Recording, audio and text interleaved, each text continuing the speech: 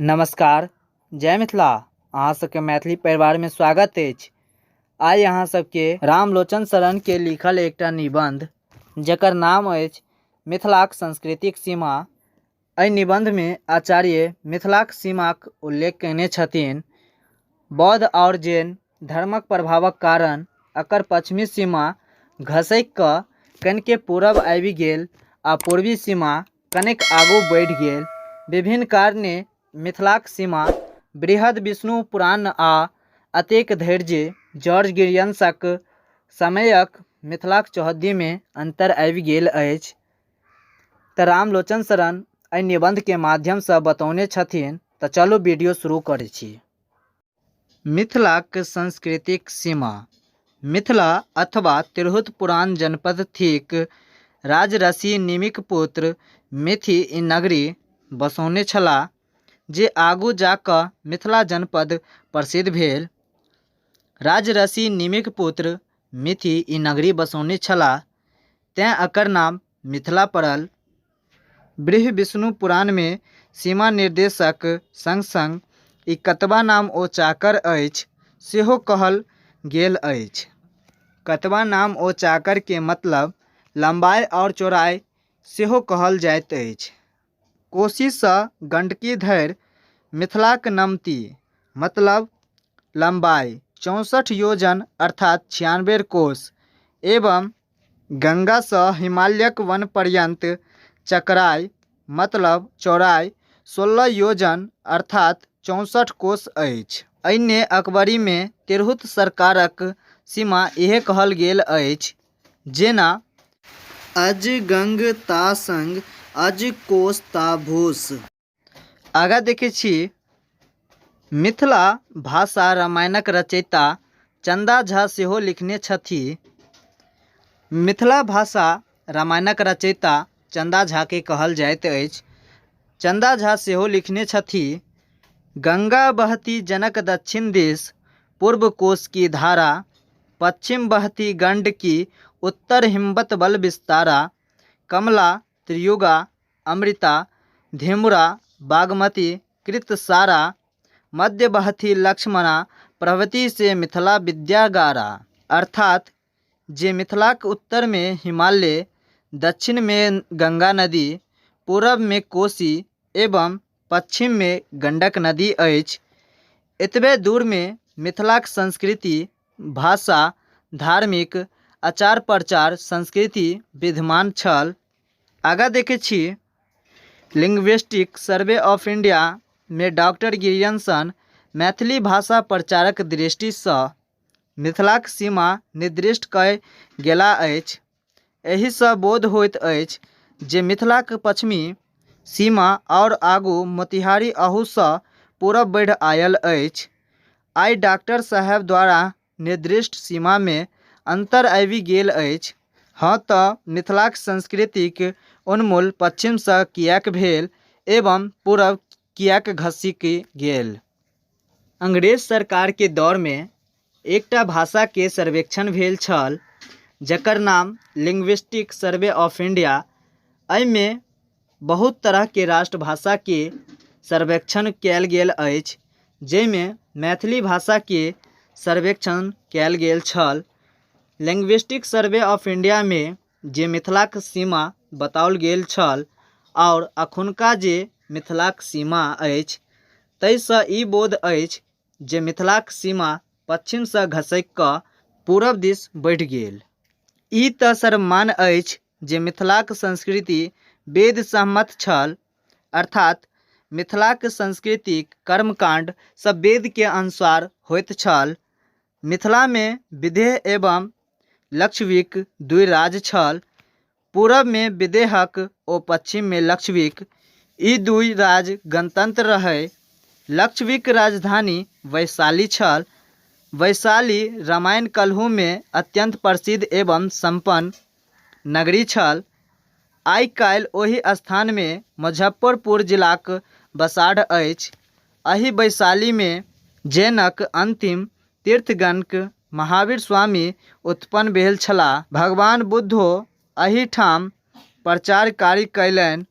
ओ वैशाली सँ कोशी नगर जाइत काल अपन महिमा सँ अपन शक्ति सँ बाया नामक नदी प्रकट कयलनि। बौद्ध लोकनिक प्रथम महती मतलब विशाल सभा वैशाली ही में भेल छल। गंडक सँ पूरब लोरिया में अशोकक लाट स्तंभ आइयो विद्यमान अछि। अशोक राजा के शासन काल में ओतऽ स्तंभ बनायल गेल छल, ओ आइयो विद्यमान अछि। एहि सँ नीक जकाँ बुझबा में आबैत अछि जे बौद्ध एवं जैन धर्म मिथिलाक पश्चिमी भाग में प्रबल भऽ रहल छल, विकास भऽ रहल छल। कहबाक प्रयोजन नहि जे ई दुनू धर्म ब्राह्मणक धर्मक विरुद्ध अवैदिक छल। वैदिक संस्कृति सँ एहि दुनू धर्मक संस्कृतियो अवश्य भिन्न छल। आगाँ देखै छी, एहि सँ हमरा विचारे बौद्ध एवं जैन संस्कृतिक कारण मिथिलाक संस्कृति ओकर पश्चिम भाग में लुप्त प्राय भऽ गेल। ई तऽ स्पष्ट अछि जे मैथिल दार्शनिक लोकनि बुद्ध एवं जैनक प्रचार कार्य के अपन केंद्र में एको रत्ती नहि होमय देलथिन। रामलोचन शरण कहैत छथि जे बौद्ध एवं जैन धर्मक संस्कृतिक प्रचार कारण मिथिलाक सीमा पश्चिम भाग सँ घसकि गेल। आगाँ देखै छी, एहि विषय पर हमर अनहु दृष्टि सँ विवेचना करय चाहैत छी। हमर तऽ विचार अछि जे मिथिला देशीय पंचांगक व्यवहारक व्यापक रूप सँ जतऽ धरि होइत अछि ततऽ धरि मिथिलाक संस्कृति क्षेत्र कहबाक चाही। किछु प्रवासी मैथिल लोकनि अपन प्रवासहु में मिथिलाक पंचांग सँ काज चलाय लेथि, ई भिन्न विषय थिक। हमर अभिप्राय ओहि क्षेत्र सँ अछि जतऽ मिथिलाक पंचांग सर्वसाधारण में व्यापक रूप सँ प्रचलित अछि। रामलोचन शरण के अनुसार जतऽ तक मिथिलाक पंचांग सर्वसाधारण रूप सँ प्रचलित अछि, ओतऽ तक मिथिलाक सीमा मानल जा सकैत अछि। बेस तऽ चलू पहिने मिथिलाक पश्चिम भाग पर विचार करी। चलू आब पश्चिम भाग पर विचार करै छी। गंडक तऽ कथे कोन संपूर्ण चंपारण जिला आइ मिथिलाक संस्कृति सँ बाहर भऽ गेल अछि। पहिने चंपारण जिला मिथिले के संस्कृति के अनुसार कार्य करै छल, लेकिन आब मिथिला के संस्कृति सँ बाहर भऽ गेल अछि, अर्थात ओतऽ मिथिला देशीय पंचांग प्रचार कनिको नहि अछि, बनारसी पंचांगक प्रचार अछि। अब चंपारण जिला में बनारसी पंचांगक प्रचार अछि। आब मुजफ्फरपुर जिला के देखू। अंग्रेजी सरकार जे सीमा तिरहुत विभागक निश्चित कयने छथि, तै में मुजफ्फरपुर, दरभंगा, सारण एवं चंपारणक जिला अछि। किंतु ई विभाग ने डॉक्टर साहेब के नक्शही सँ मिलैत अछि आ नइ सांस्कृतिक विवेचना सँ युक्तियुक्त बुझि पड़ैत अछि। अंग्रेजी सरकार जे तिरहुत विभागक निश्चित कयने छथिन, तै में मुजफ्फरपुर, दरभंगा, सारण एवं चंपारणक जिला अछि। किंतु ई विभाग नै डॉक्टर साहेब के नक्शा से मिलैत अछि, नै सांस्कृतिक विवेचना सँ युक्तियुक्त बुझि पड़ैत अछि। ई तऽ पहिने कहि आयल छी जे बौद्ध लोकनिक मुजफ्फरपुरक पश्चिम भाग में वैशाली के अपन केंद्र बनौलनि, जे बाया नदी हु सँ पूरब अछि। आब हम यदि मानचित्र में जैते बाया नदी मुजफ्फरपुर जिला में पैसैत अछि, ओहि स्थान के केंद्र मानि कऽ बागमती सँ जतऽ ई मुजफ्फरपुर जिलाक सीमा आबैत अछि, हाजीपुर धरि एक चापाकल रेखा मुजफ्फरपुर शहरक पश्चिमी सीमा के छूबैत खींची तऽ स्पष्ट देखि पड़त जे हमर एहि कल्पित रेखाक पश्चिम क्षेत्र में मिथिला देशीय पंचांगक व्यापक प्रचार नहि अछि। एहि रेखा के पूरब ई पंचांग चलैत अछि।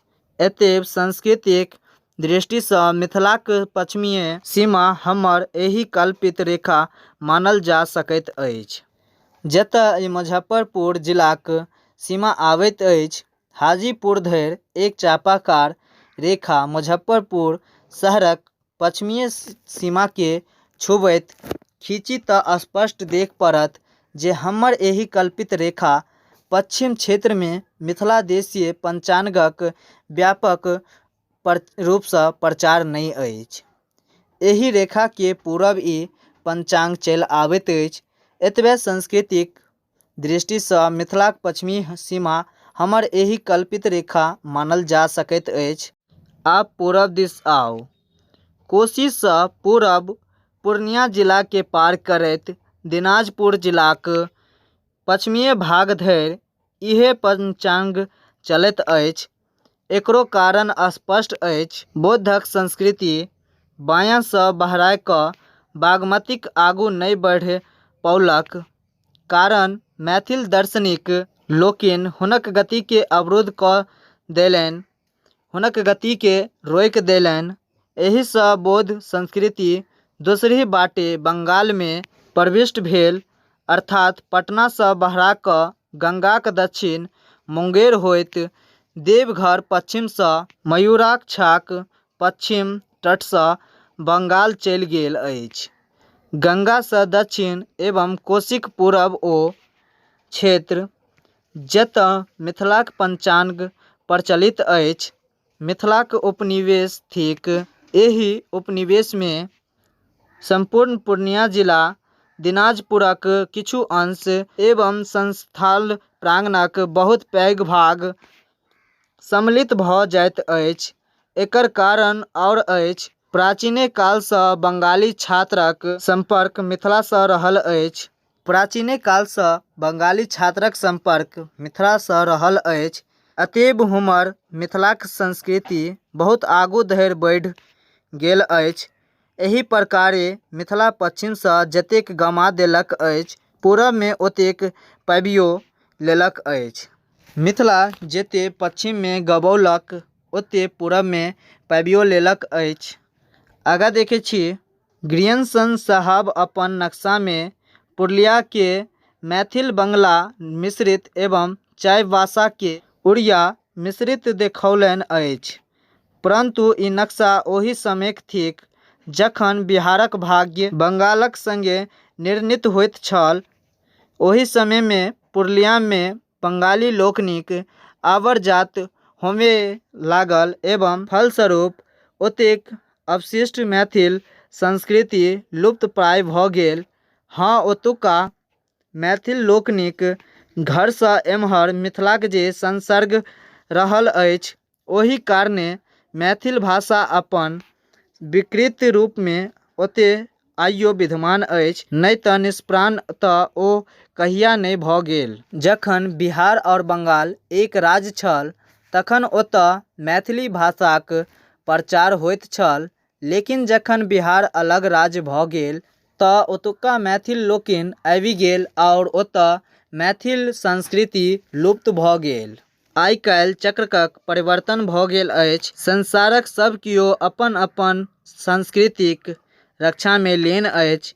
एहन परिस्थिति में मिथिलाहु के चुप रहब उचित नहि। ई काज केवल मिथिलाहि के नहि थिक, वर्तमान सरकार सभक संस्कृतिक रक्षाक प्रयत्न कऽ रहल अछि।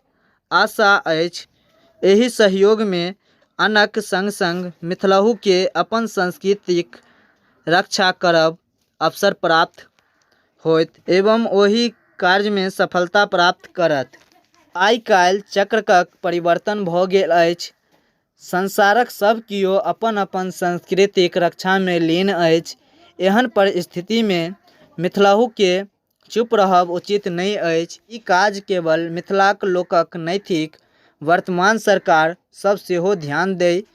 आशा अछि जे मिथिलाहु के अपन संस्कृतिक रक्षा करबाक अवसर प्राप्त होयत एवं ई कार्य में सफलता मिलत।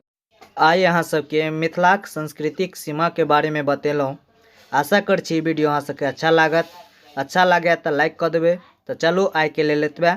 धन्यवाद। जय मिथिला।